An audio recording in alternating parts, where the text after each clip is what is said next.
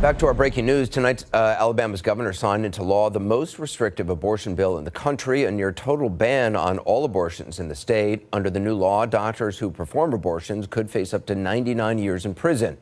The reaction from Democratic presidential candidates has been swift and fierce. One of the law's most vocal opponents is New York Senator and 2020 presidential candidate Kirsten Gillibrand, who tweeted that the abortion bans recently passed in Alabama and Georgia represent, and I'm quoting, the greatest threat to reproductive freedom in our lifetimes.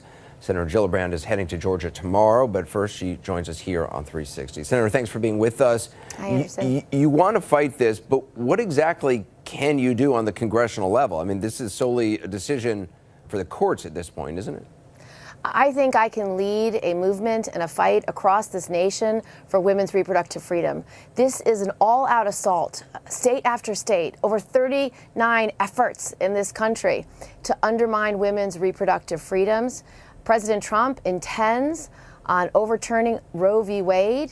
He's made it clear, not only in his campaign, but as president. And that's what these Republican legislatures are doing across this country. This is something women are going to have to fight back on, and I will lead that fight. Justice Kavanaugh, during his confirmation hearing, he said that he would respect the, quote, important precedent of Roe v. Wade. Do you believe he'll do that if and when this case and cases from other states make their way to the Supreme Court? Because that, I mean, a lot of times people who are waiting to get confirmed give a statement that's kind of oblique. It could be read in different ways. I think his statement was dishonest and disingenuous, but the American people are watching. And if he lied under oath in those hearings, that's going to be problematic. So I hope the American people and American women everywhere will hold this president accountable and will protest these extreme decisions by legislatures and governors being signed into law. They are criminalizing a woman's right to make a decision about her body, her reproductive freedom, how many children she'll have, when she will have children. And it is literally turning back the clock on settled law. This is not something the American people support. Over 70% of American people support reproductive freedom and support the precedent of Roe v. Wade.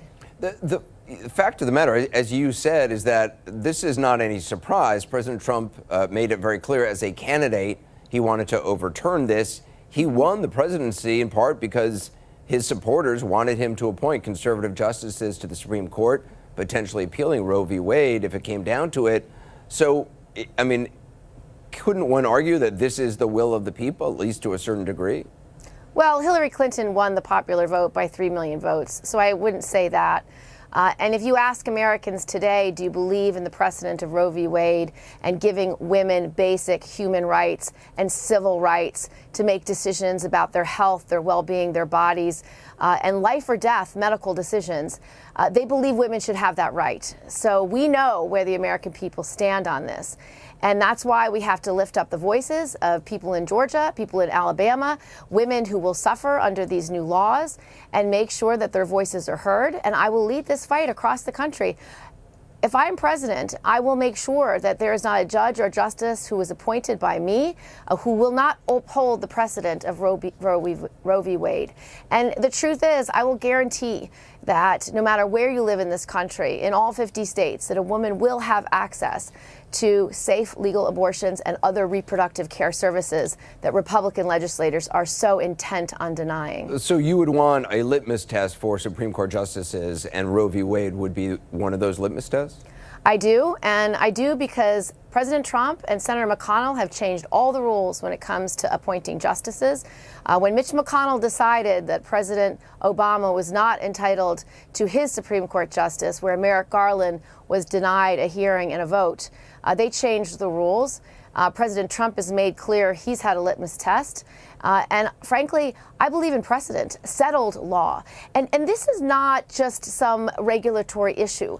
This is a basic, fundamental human right of every female in this country.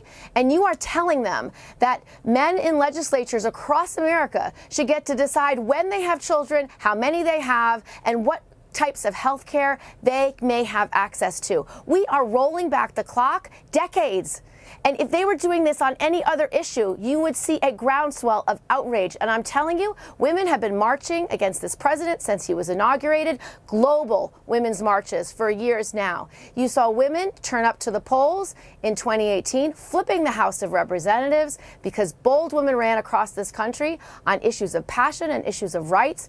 And so this is just beginning, Anderson. And if the president wants a fight with the American people and the American women, he's got it. Senator Gillibrand, appreciate your time.